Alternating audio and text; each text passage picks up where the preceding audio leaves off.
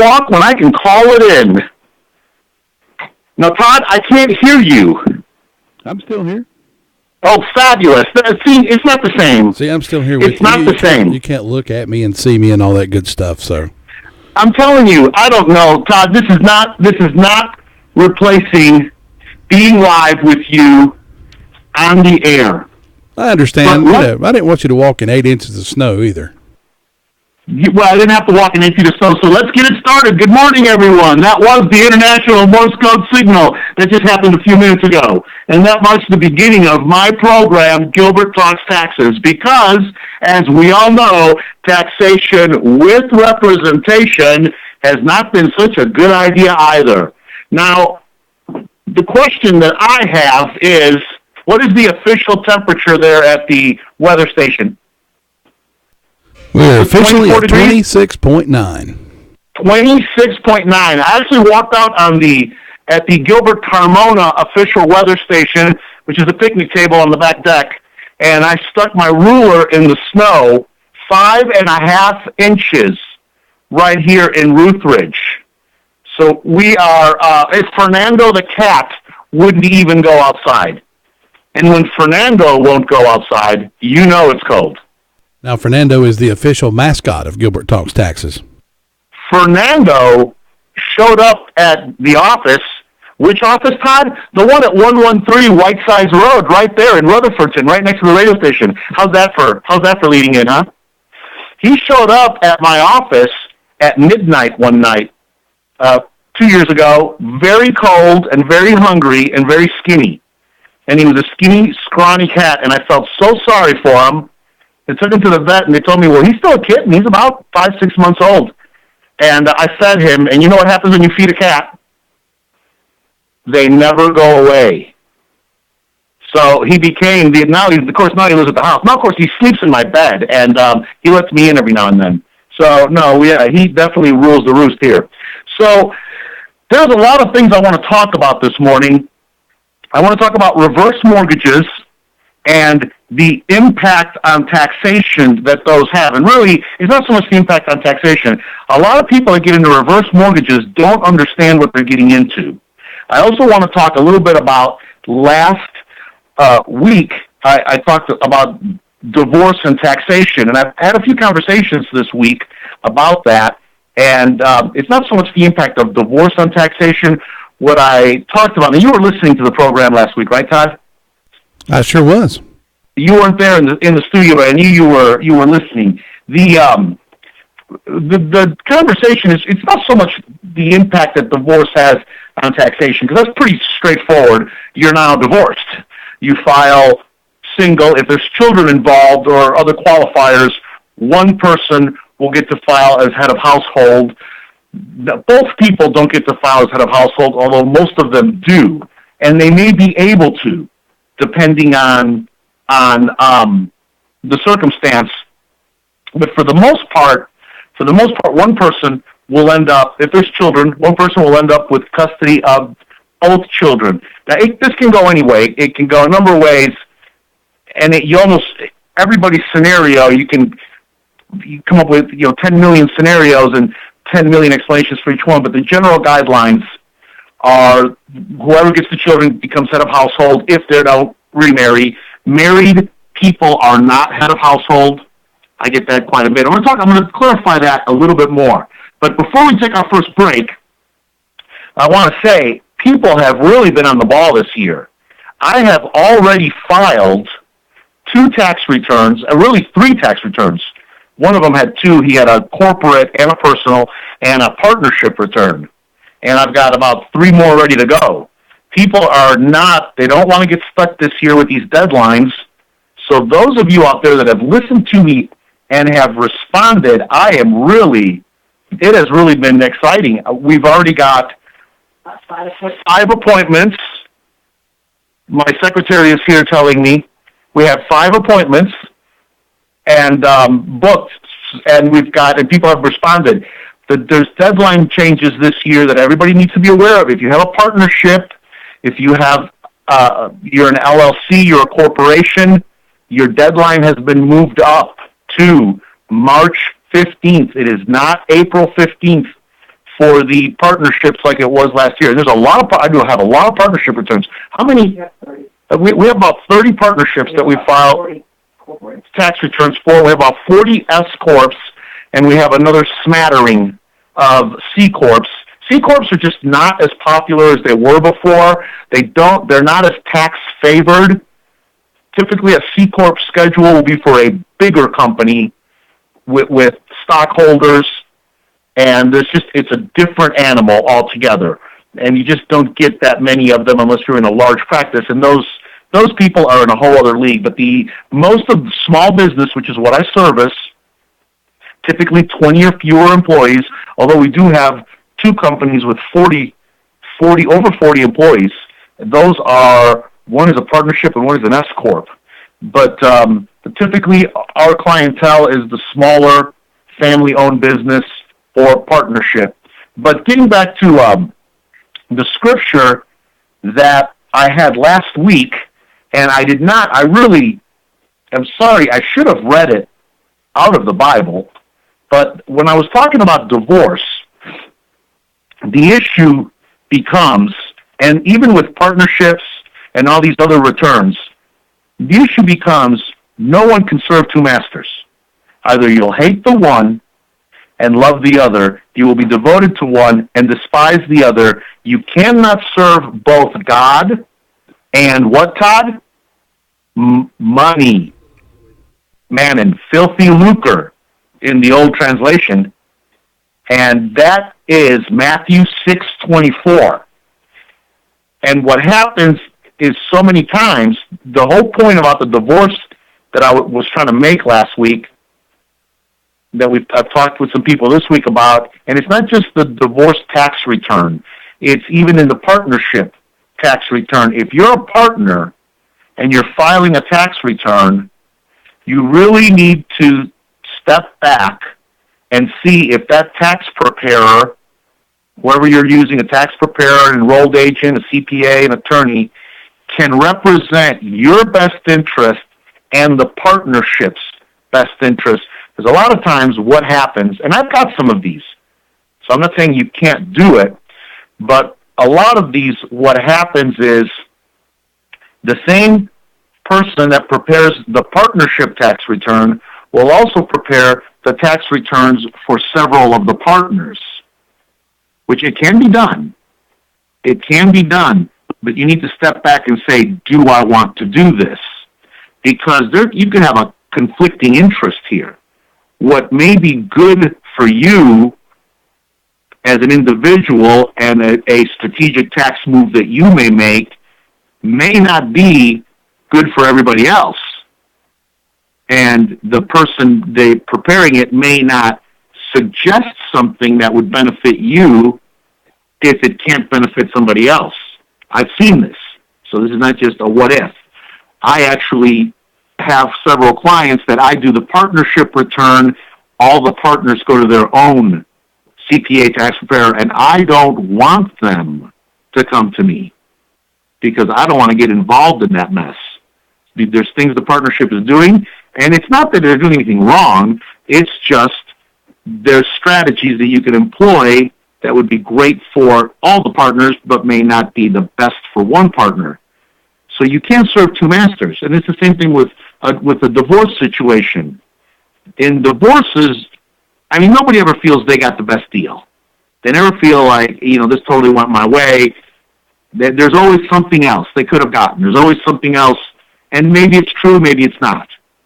But you won't know that if the same person that's doing your tax return is doing your ex-spouse's tax return. You don't. And so the time to think about it's now. The time to think about it is not in the middle of March when you're trying to do a tax return. And we're not just talking about a few dollars. With earned income tax credit, child tax credits, dividing a business, dividing assets, you could be talking tens of thousands of dollars, or more. So you want to get the best advice. You want to get the best person, then that person cannot be helping you and your ex-spouse. It's just that simple. So let's stop and take a break. But what I would tell you to do, Todd, if you need help, is I would call 828-289-9300. That is my telephone number, because this is what I do. I'm an enrolled agent. Let me get all that out of the way. An enrolled agent is a person that helps taxpayers in all matters. I prepare tax returns. I do corporate, business, personal tax returns. I give business advice. I help start businesses. So let's take a break. We're going to come back, and I'm going to talk a little bit about reverse mortgages. I had an interesting conversation yesterday with somebody, and I learned a few facts that I want to pass on to everybody. This is Gilbert Talks Taxes right here, WCAB 590 AM. My closet keeps shrinking my clothes. And if you have that problem, take them to Nancy at Nancy's Alteration Shop at 610 South Broadway, Forest City. Call Nancy at 248-2345. Wear the clothes you like to wear. Let Nancy bring them back to life for you. That's Nancy's Alteration Shop, 610 South Broadway, Forest City. Suffering from numbness in your feet, leg cramping, pain when you walk, difficulty sleeping from leg and foot discomfort? Well, you'd need to see Dr. Jerry Gross at Foot and Ankle Center of the Carolinas. Your feet don't have to hurt. Call 245-6405 today. What can I say about Cafe at the Mall, Cafe to Go, and 10 North Trade Cafe Bakery that can do them justice? The cakes, fresh baked breads, sandwiches, and salads, everything is delicious and perfect. Whether it's sit-down dining, lunch on the run, or catering for any occasion, Cafe at the Mall, Cafe to Go, or 10 North Trade Cafe Bakery is the place to go. Stop in at Cafe at the Mall, Cafe to Go, and 10 North Trade Cafe Bakery and mention Gilbert Talks Taxes and get a free cranberry oatmeal cookie, the official cookie of Gilbert Talks Taxes.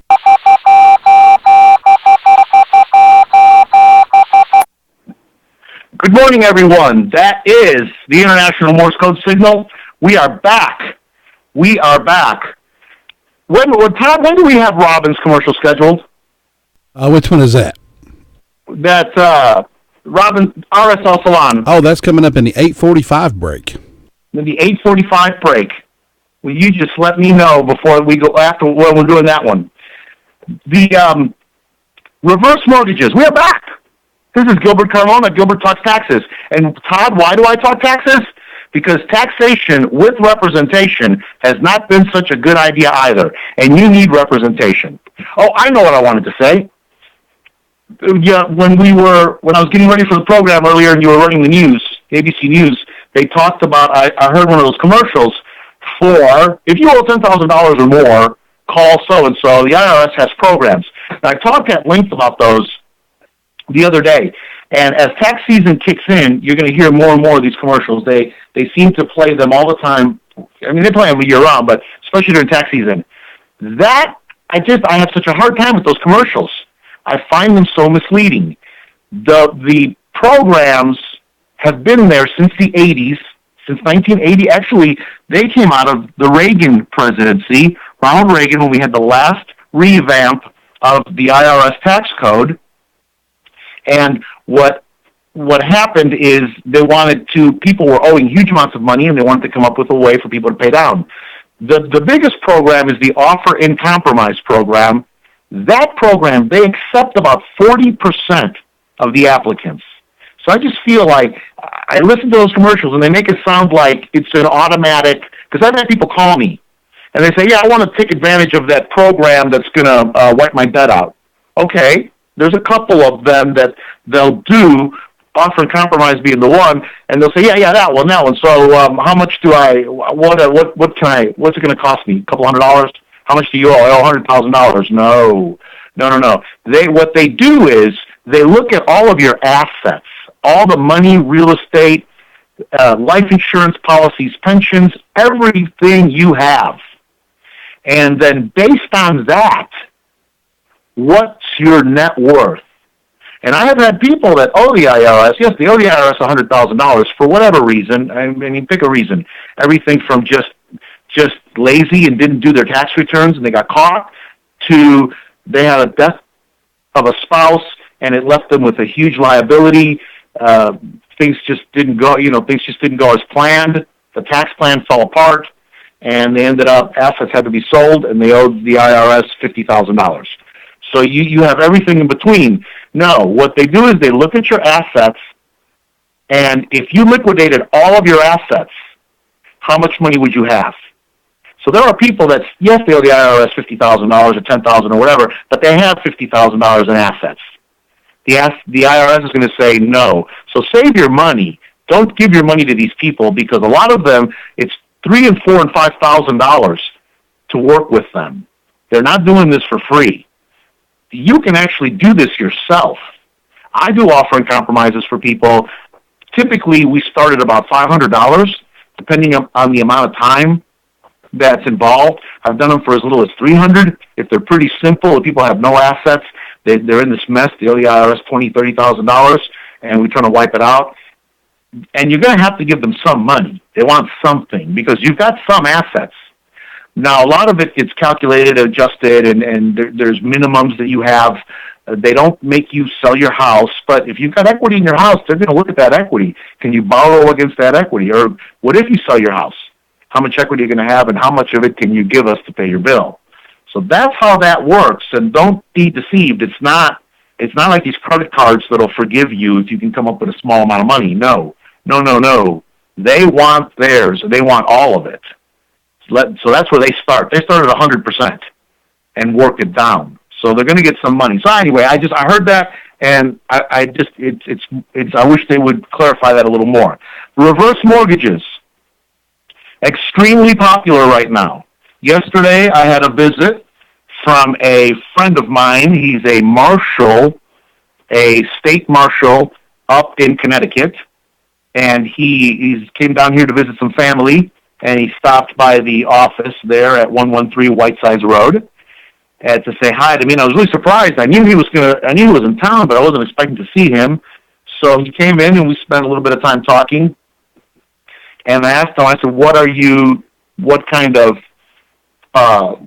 serving more? Because what he does is he serves papers, mostly foreclosure, a lot of liens, and a lot of evictions. That's typically the bulk of his work. Up in Connecticut, marshals serve the job that down here sheriffs do. It's just a different way of doing it. It's a little denser population, so they've allocated these jobs a little differently, but that's the bulk of his practice. So we talked about, what have you been doing? And he said foreclosures are on the rise. He's been doing a lot of foreclosure servicing.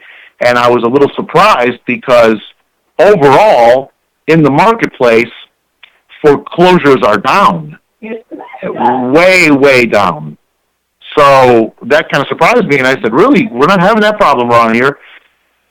The problem we're seeing around here is still a high unemployment rate, and just people can't pay their bills has been the bulk of it. But usually the mortgages have been down, and because as you know, when the economy went south, a lot of it was bad mortgages. We had a mortgage bubble. People that should never have gotten a mortgage got a mortgage. They called it second tier paper or just bad paper.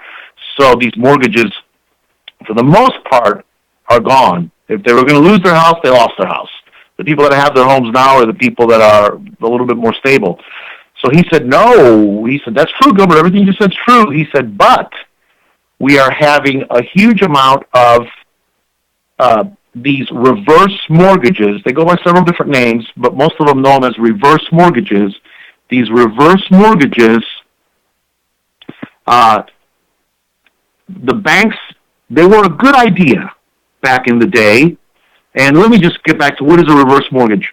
You can actually sell your house to a bank or people that buy reverse mortgages, that do reverse mortgages, and still live in your house. They will buy it on a contract, and they will pay you, instead of you paying them, they pay you a monthly amount of money. Now, the contract, there's 100 variations on the contract.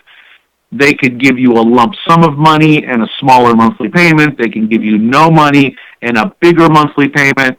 They're whatever the combination is, but there is an end. And typically, if the person passes away before the bank, the person paying the money, pays the full amount, It's in the amortization schedule. At that day, what's the value? That money goes to heirs. That day, that house, the day of passing, that house belongs to the mortgage company that gave you the money. Now, the contract will stipulate all this.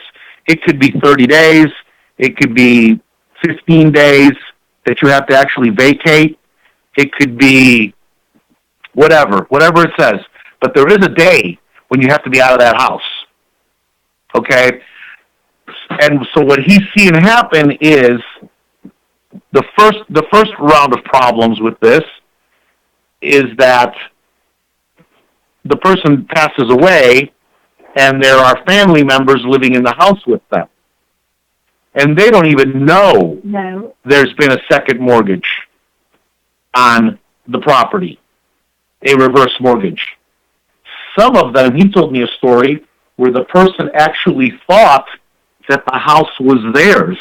They inherited the house because, after all, their parents had told them that it was going to be their house and never told them any different. So the parents enters into this reverse mortgage agreement and doesn't tell anybody. And here they pass away, and the heirs are living in the house, making no plans to move, and the sheriff comes and knocks on the door, telling them to get out. Now, there is a process. You have to go through court, and it takes about 30 days, but it is not your house anymore. Then there's that scenario. Then the other scenario, and I'm going to tie this all back to taxes in 1 minute, before the break, Todd.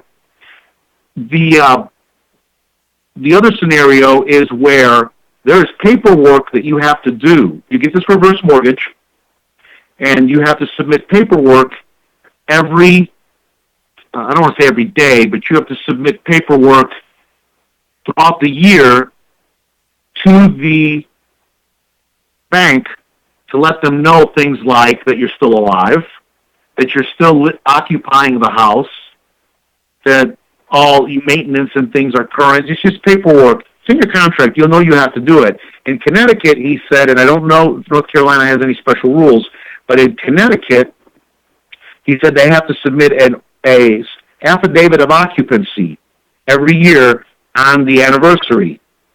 And if you don't, so what is happening now is these banks are not so excited about these reverse mortgages anymore.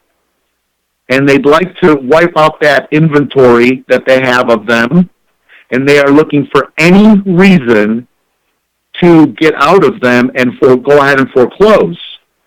We're looking at an environment right now where interest rates are going to go up. They can actually get more money reselling these properties, remortgaging these properties. So they're not too thrilled about this, and if they can get out of it, they would. So they're looking for an excuse. So people that are not submitting their paperwork are being evicted. And it's legal. They're legally doing it. It's in the contract. People just don't pay attention. And a lot of these were elderly people who probably should have gotten some better advice before they did this. So with taxes, an important thing that you've got to remember, if you've got a reverse mortgage and you die, now there's a tax implication for the mortgage payment you're getting every month. Because if there's capital gains involved in it, it's like an installment sale. So you've got a tax issue there you need to be aware of. And also you need to be aware if you're leaving a tax issue to your heirs with capital gains on the amount of money they're going to get. So if you have a reverse mortgage and you have any concerns, please talk to somebody and have them look at this paperwork and make sure you're doing all your paperwork right, because you don't want to get evicted from your house at this point over a paperwork problem. He said it's a huge problem up there, and I found out about this yesterday. I'm going to talk to some of my friends that do paper servicing here in North Carolina, and I will report on this some more. Todd, are you still there? Yes, sir, right here. Let us take a break right now, This is Gilbert Talks Taxes right here, WCAB 590 AM. A good sign is good business. Make your business stand out with a professional sign from DS Signs and Graphics. Successful companies all over the Carolinas are trusting Alex at DS Signs and Graphics. He has the artistic ability to present your company's image in the best light. Not only display signs, but DS Signs and Graphics can customize banners of all sizes. And if you need magnetic signs or window and vehicle lettering, call on DS Signs and Graphics today. They offer a full line of signs and graphics for any event. 3D, sandblasted, storefront, and monument signs are part of the complete selection of quality signage. Professional signs and banners to fit any budget. Let your business stand out. Call DS Signs and Graphics today. That phone number is 286-4900. Or stop by the sign shop located on Main Street in downtown Spindale. And check the website for more suggestions at dssignsandgraphics.com. Hi there, this is Kimberly, and I'm here to tell you about Peterson's Auto Service and Detail Shop. As a woman, I'm often apprehensive about taking my car to a dirty service garage. But you can be assured that Peterson's, located at 478 Butler Road, Forest City, has an incredibly clean and safe environment where you get high-quality service at a great price. Peterson's was voted Rutherford County's best auto service 3 years in a row. So take your car to Peterson's for brakes, oil change, North Carolina inspection, tire rotation, headlight lens restoration, scratch removal, and meticulous auto detailing. That's Peterson's at 478 Butler Road, Forest City. You can call him for an appointment at 245-8889. Mention you heard Kimberly on WCAB 590 AM, and Peterson will give you $20 off a full detail or $5 off your next North Carolina inspection. Peterson's Auto Service and Detail Shop, a place I feel comfortable going to.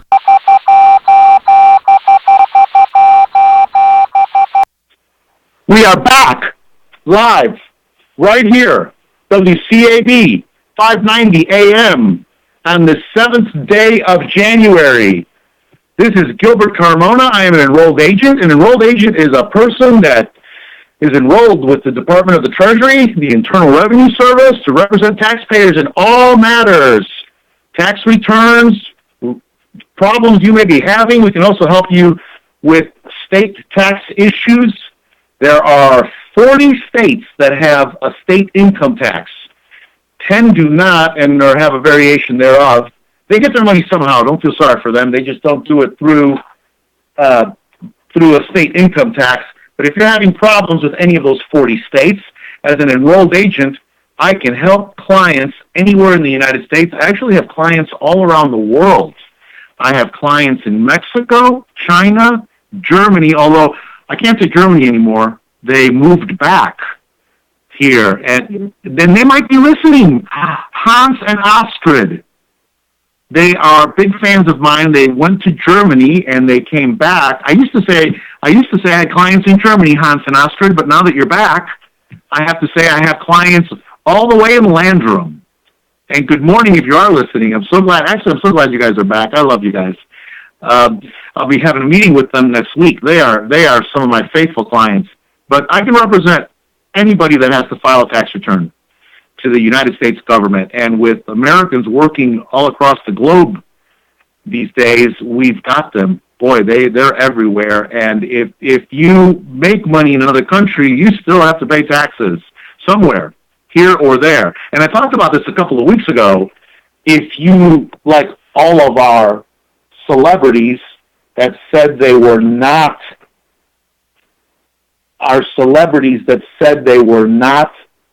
going to be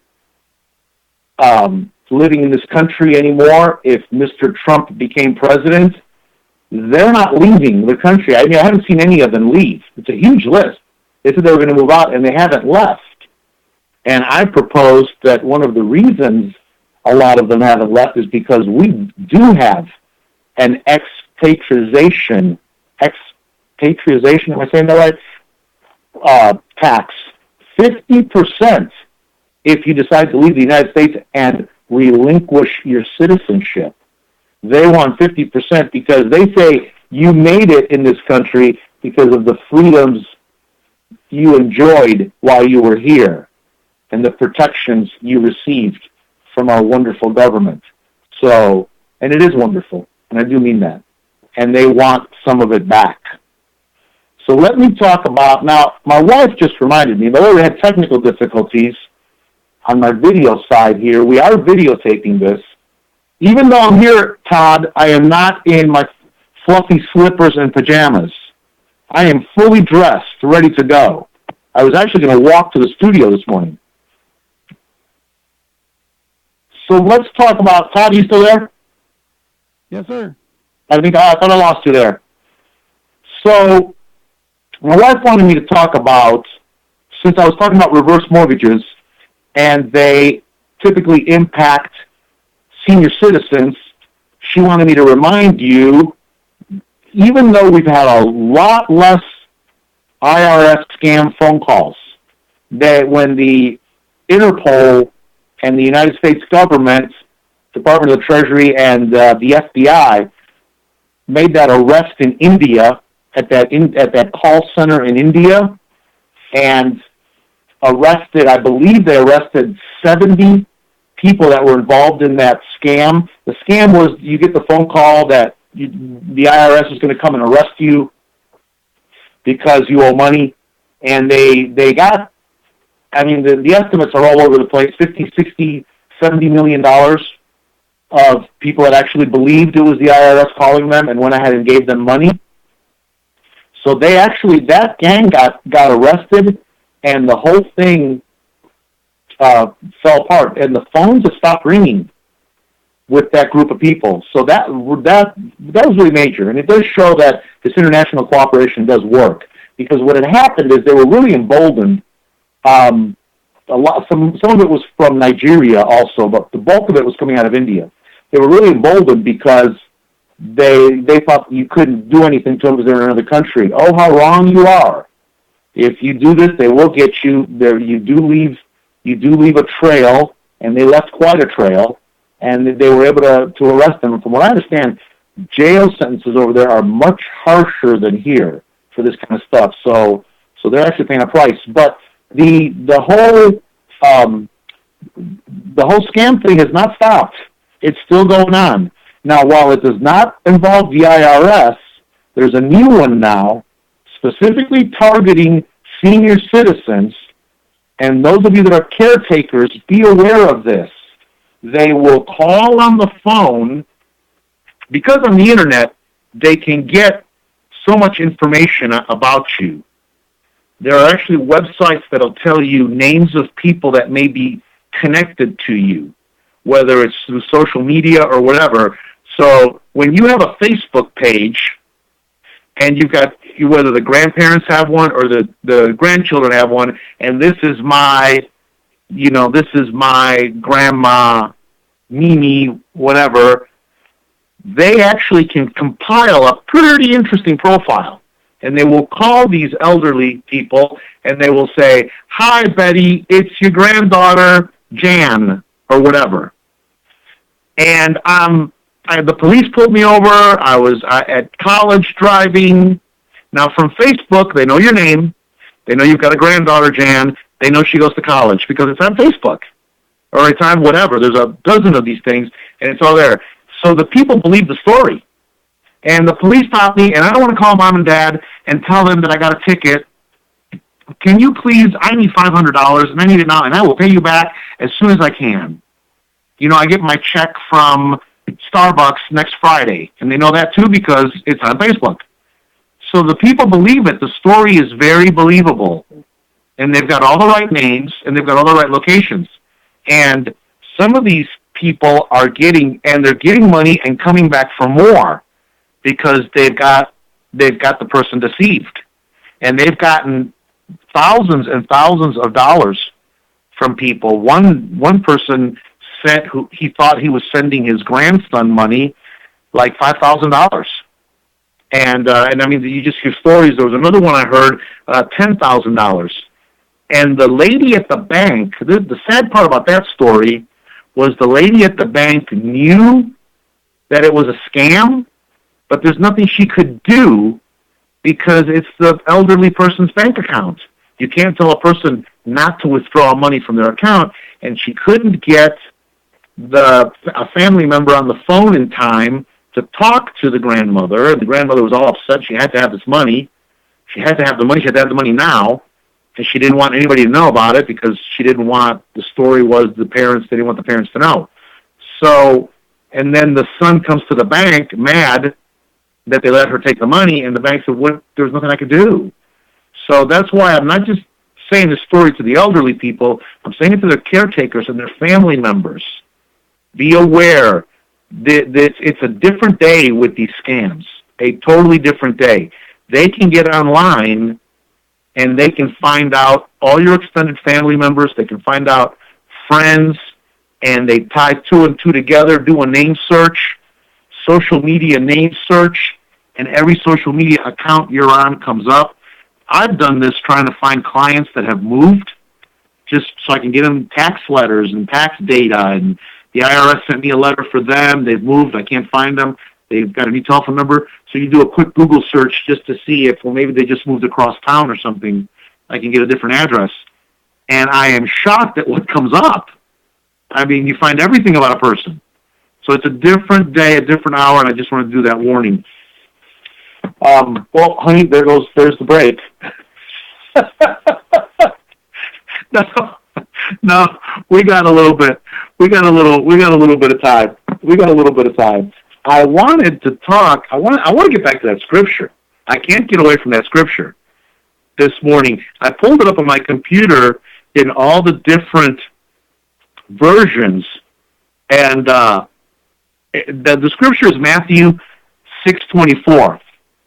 You can't serve 2 masters. And I usually read out of the Amplified, but I love the way it says it. Now, the American King James, which is the old translation, no man can serve 2 masters, for either he will hate the one and love the other, or else he will hold to the one and despise the other. You cannot serve God and mammon. But now the newer translations translate mammon to money, wealth, riches, and that is so true. That is so true. Todd, let's go ahead and take a break. And this is the last break, right? Yep, last one. Let's go ahead and take the last break, and I can wrap up with just some tax planning going forward afterwards. Okay, this is Gilbert Talks Taxes right here, WCAB 590 AM. I want to tell you about a little-known Rutherford County gem, Integrity Marble and Granite, located at 287 Shiloh Road in Forest City. They are the premier stone fabrication company in the western North Carolina region. They specialize in granite, marble, and natural stone, offering complete design and installation. Their design center and Kohler showroom features vanities, decorative accessories, bathroom, and kitchen fixtures. You do not have to go to Charlotte or Asheville for this kind of quality. We have it right here in Forest City.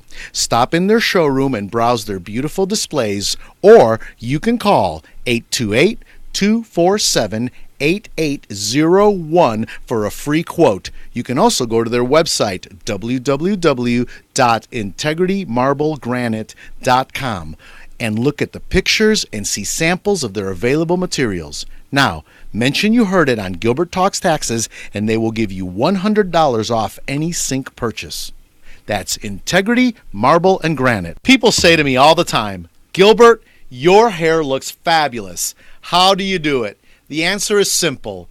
Robin Saunders at RSL Salon, 279 Shiloh Road in Forest City. Now, anyone that can make you look this fabulous is only available by appointment. So you've got to call Robin at 289-9110 and tell her you want to look as fabulous as Gilbert. RSL Salon also does gel nails. If you need a pedicure, shellac, or gel nails, call Emily at 447-3524 and she will fix you right up.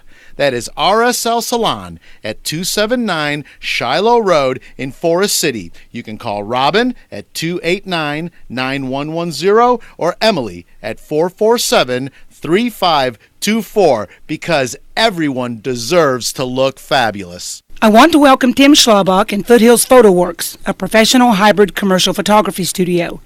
If you're concerned about your social media image, listen up. Whether you're an executive, real estate broker, lawyer, or business owner, your image matters now more than ever.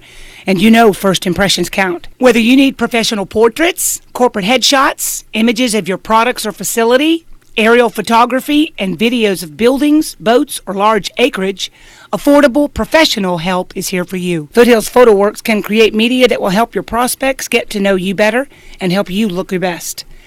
Foothills Photo Works is located at 362 Charlotte Road in Rutherfordton, North Carolina, but you need to call for an appointment. That number is 828-668-2304. Mention this ad and receive 15% off your first session. That's 828-668-2304. Foothills Photo Works, your media professionals.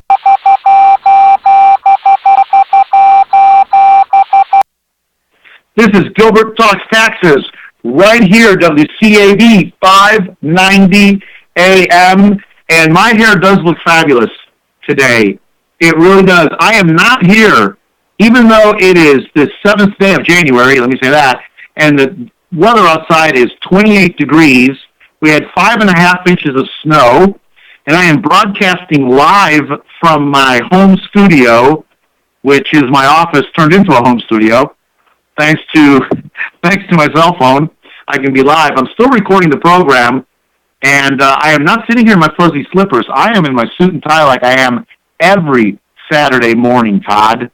I want you to know that. Now, my wife, she is in her fluffy slippers. She did not. But then she wasn't going to walk through the snow like I was to come see you. Now, the question that everybody has for me for 2017 is, Gilbert, is your hair going to continue to be this fabulous? Robin Saunders has assured me it is. So we're going to get a new commercial for her next week. I can't wait to do it.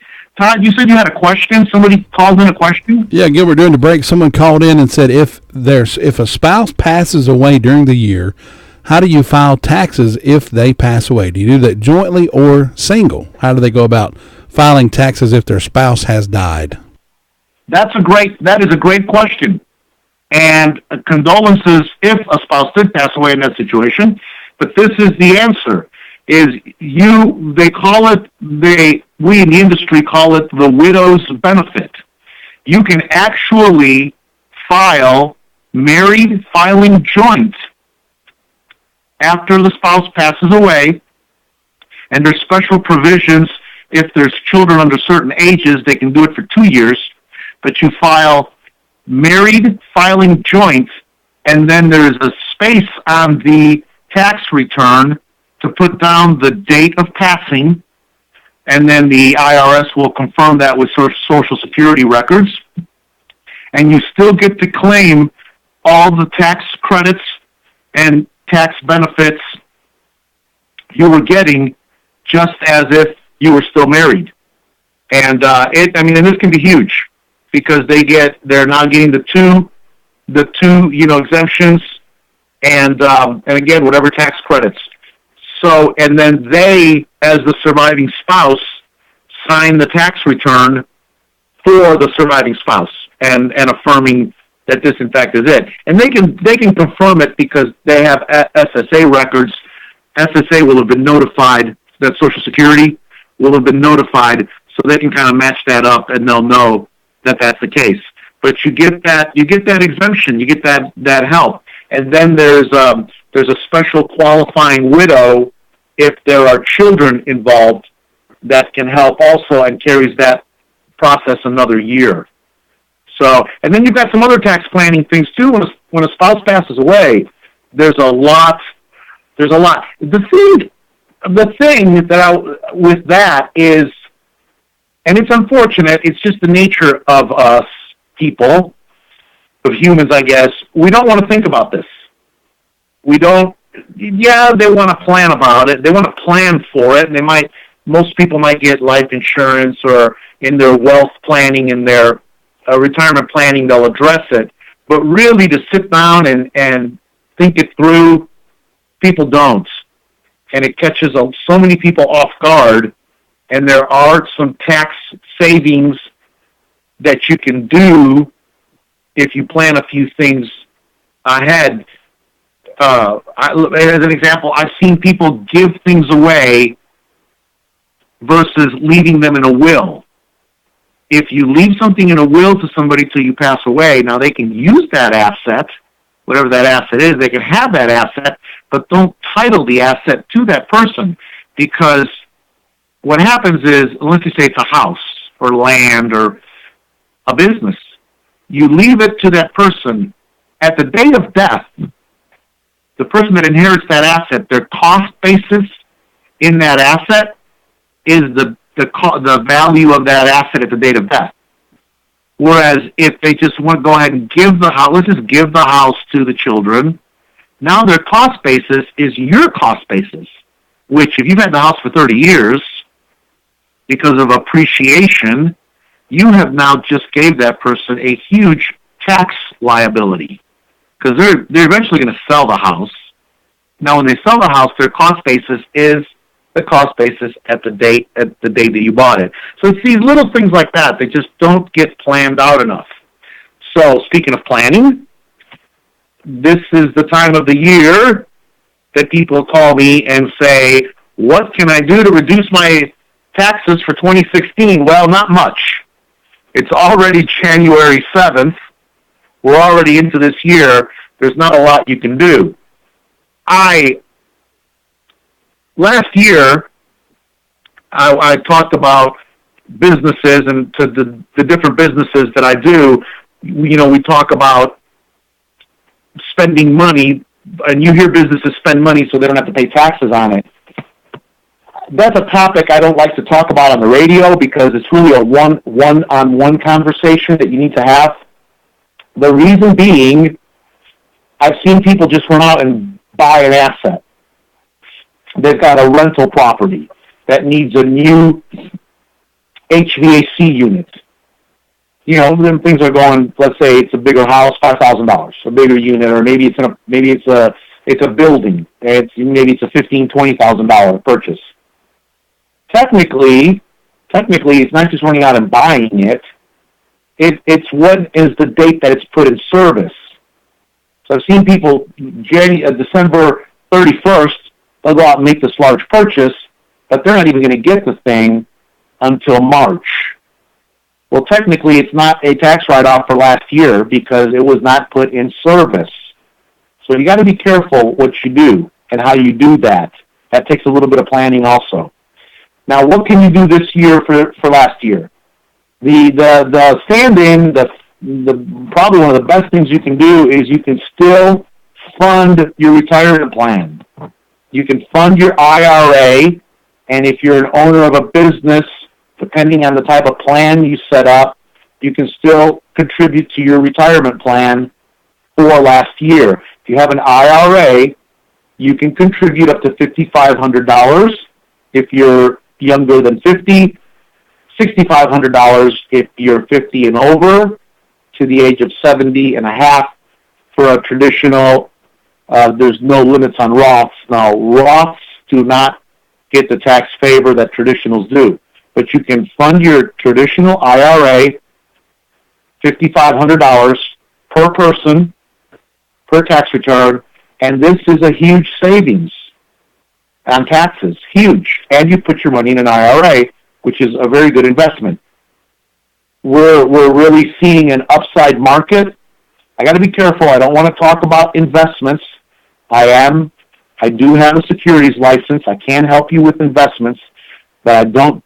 It's not what this radio program is about. It's about taxes. I want to keep it to taxes. There's an upside to this now, and you might want to really look at this. A lot of people don't fund a separate IRA because they have a 401k at work, and they're contributing to their 401k at work, or a 401 or some other plan like it. School teachers, government workers contribute to a 403B program. There's all these different, whatever the numbers are, if you have a retirement plan at work and you're contributing to that plan, you may not be maxing it out, putting the maximum deduction away. You can still open up an IRA and contribute to it. And I can't emphasize that enough. I've had people, I do their tax return, they have a 401k. What happens is most people only contribute into their 401k the required amount to get the match, the matching amount. The way most of these work is if you put in 2% of your money, the company will put in 2%, or whatever the number is. The company has a maximum, typically.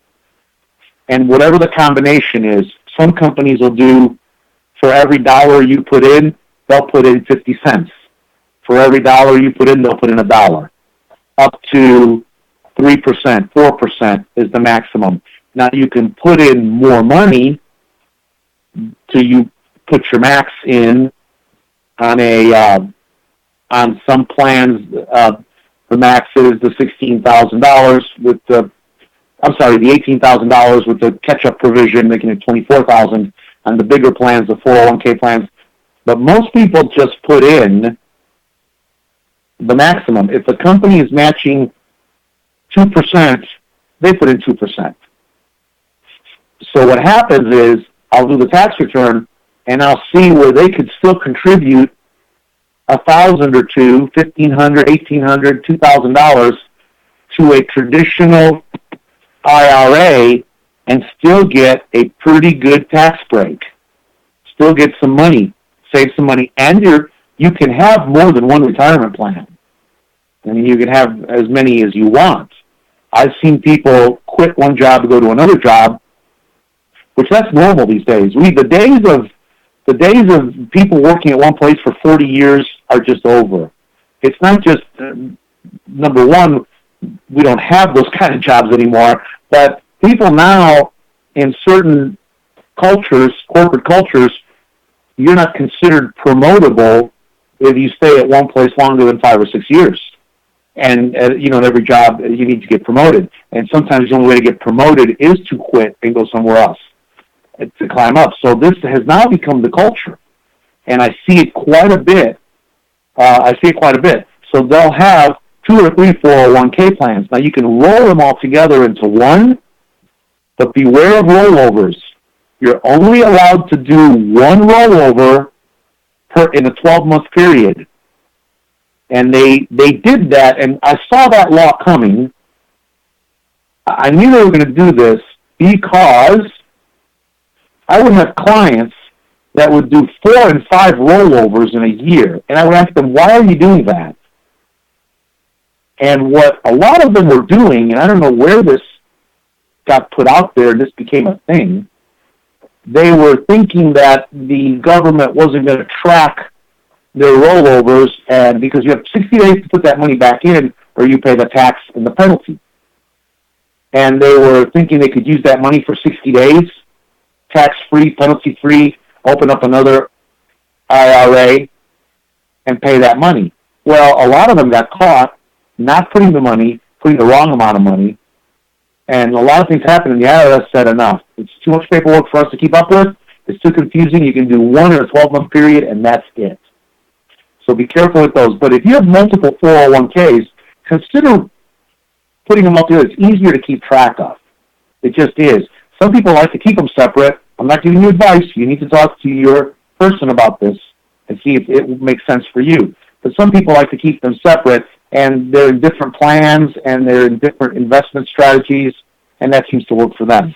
So that is really about the biggest thing you can do now that I would advise you to do is look at your retirement funding, look at your IRA, and just see what you can do there. Todd, how much time do we have left? Got about 10 seconds. 2 seconds. Thank you for listening, everyone. I will listen to you. You will listen to me. I will see you next Saturday Right here, WCAB 590. This is Gilbert Talks Taxes. From ABC News, I'm Dave Packer. Details emerging this morning about Esteban Santiago, the man in custody for the deadly shooting rampage in the baggage claim area of Fort Lauderdale Airport. 5 people killed, 8 more wounded. FBI agents in Anchorage, Alaska, saying Santiago was incoherent when he went and told them that the government was forcing him to watch ISIS videos. ABC News Chief Investigative Correspondent Brian Ross reports. Authorities tell ABC News this morning that the FBI Santiago, which is done when there is a suspicion of possible terrorism. But because he was not deemed a threat only to himself, but to others, agents did not put him on a no-fly list or even have him designated as someone who should be flagged if he booked a flight. The airport in Fort Lauderdale has reopened this morning. Thousands of passengers through the night had been sent to a nearby port terminal to spend the night there. Florida Governor Rick Scott just minutes ago. We have a lot of tourists that are coming through our airports into our state every day. We'll have over 110 million tourists this year in our state. We're going to do everything we can to accommodate them. And travelers throughout the South finding themselves grounded. A winter storm pounding the region with 1,100 flight cancellations in and out of the U.S. The combination of snow and cold weather will keep roads frozen over the Monday morning commute. And meteorologist Brian Hurley at the National Weather Service says, we're really not looking at appreciably warmer conditions, and I say appreciably, only getting above freezing until Sunday across the deep south. Democrats criticizing President-elect Donald Trump for his reaction to the briefing he received Friday from top intelligence officials detailing Russian interference in the 2016 elections. Congressman Adam Schiff, the top Democrat on the House Intelligence Committee. I've been on the committee now about 10 years, and I don't think I've ever seen such an ironclad conclusion on an issue of this consequence. So I hope it will have the effect of persuading Donald Trump to stop denying the undeniable, recognize what Russia did. You're listening to ABC News. Hiring is the most challenging part of my job. It's really hard. The searching, the sorting through resumes. Most people don't have the right experience. We started using ZipRecruiter about 3 months ago. Right from the start, you could tell it was going to make hiring a lot easier. One click and my job was posted to 200 plus job boards.